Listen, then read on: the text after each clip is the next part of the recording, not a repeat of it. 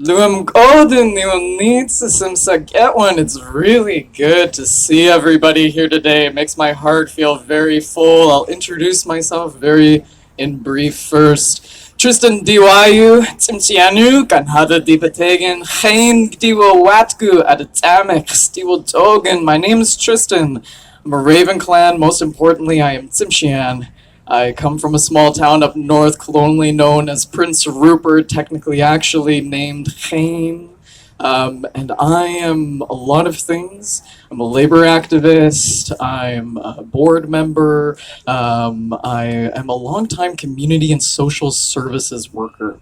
And me coming into the community and social services is not by happenstance. It is very much so a long story that I will spare everybody the details from, but is a big part of why this exact issue is particularly important to me. So it is one thing in which I've actually written down some words for it to say so that I don't get things wrong. If they build them, they will fill them. Involuntary care can only be a step backward. Over a 10-year period in British Columbia, involuntary care skyrocketed, alongside a 28.7% increase of police apprehensions under the BC Mental Health Act. We know what institutionalization does because we've been there not long ago. And this near-in-time history is bleak. Institutionalization in Canada created the conditions for easily exploitable labor where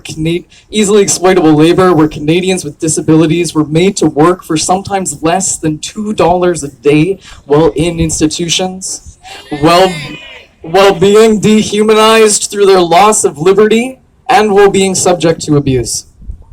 When the Provincial Mental Health Advocate Office was created in 1998, only to be promptly closed 3 years later upon a turn of government, we heard in reports about the ongoing conditions of solitary confinement and the deprivation of basic needs.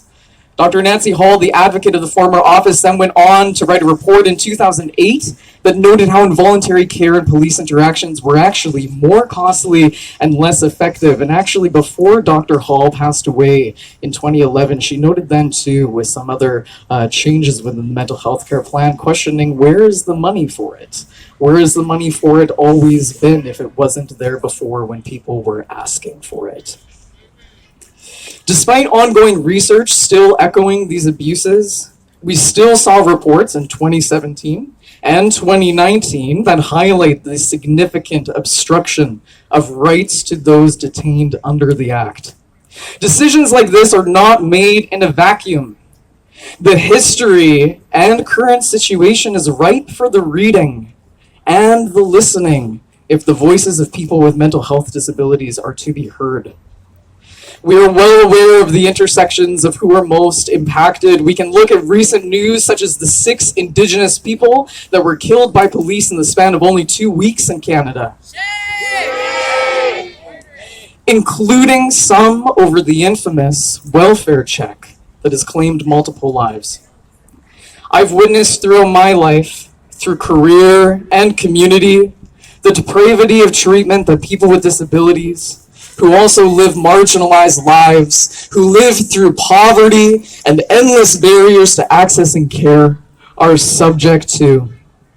The withholding of equipment, of daily medications, the inability to meet dietary restrictions, the racism, the transphobia, the way that police become a terrifying specter in your life, the way that police become violent.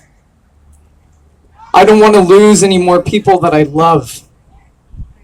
It took a lot to keep myself alive through mental health challenges.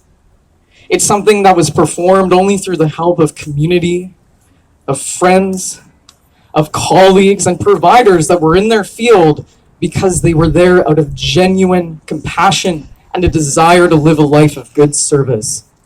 In both my own career and as a mental health patient, I've heard the lamentation of practice in this province time and time again. We know we need support. We have people lining up and begging for it. But every time, all we get is carcerality and never care. Doyexon.